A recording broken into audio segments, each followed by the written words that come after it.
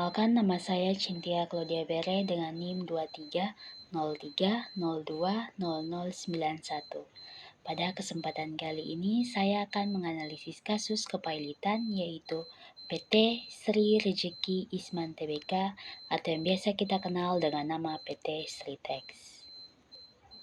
PT Sritex ini merupakan suatu perusahaan tekstil terbesar di Indonesia, yang mana perusahaan ini berdiri pada tahun 1966 dan pernah menjadi pemasok seragam NATO, serta dinyatakan pailit pada Oktober 2024 oleh Pengadilan Niaga Semarang.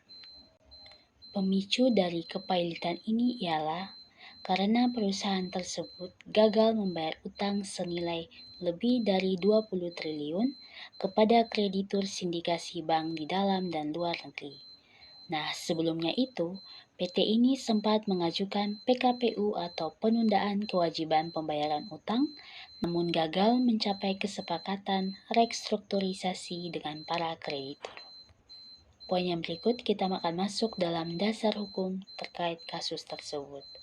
Nah, secara hukum, kasus ini diatur dalam Undang-Undang Nomor 37 Tahun 2004 tentang kepailitan dan PKPU yang menjadi landasan utama dalam proses ini. Nah, berdasarkan Pasal 2 Ayat 1, debitur dapat dinyatakan pailit jika memiliki minimal 2 kreditur dan tidak membayar lunas minimal 1 utang yang telah dijatuh tempo. Sesuai dengan kasus tersebut, PT Sritex memenuhi kedua syarat tersebut, sehingga majelis hakim mengabulkan permohonan pailit. Poin yang berikut kita akan masuk dalam analisis teori. Dari perspektif teori, kepailitan Sritex mencerminkan kegagalan mekanisme PKPU sebagai jalan tengah sebelum pailit.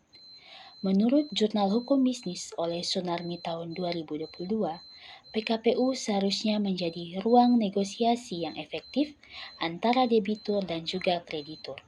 Namun, dalam kasus Sritex, ketidakmampuan manajemen menyusun rencana perdamaian yang realistis menyebabkan proses PKPU berakhir tanpa kesepakatan dan otomatis berujung pada putusan pailit sesuai Pasal 170 Undang-Undang Nomor 37 Tahun 2004. Hal ini juga menunjukkan pentingnya prinsip Business Judgment Rule, yaitu manajemen harus mengambil keputusan bisnis yang prudent jauh sebelum perusahaan masuk kondisi insolvent.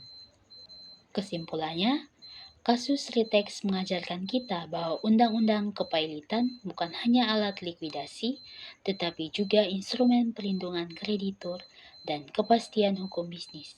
PKPU yang gagal dimanfaatkan secara optimal akan berujung pada pailit yang berdampak pada ribuan karyawan dan ekosistem bisnis yang luas. Inilah pentingnya memahami hukum kepailitan dalam praktik bisnis nyata. I just had to let you know you're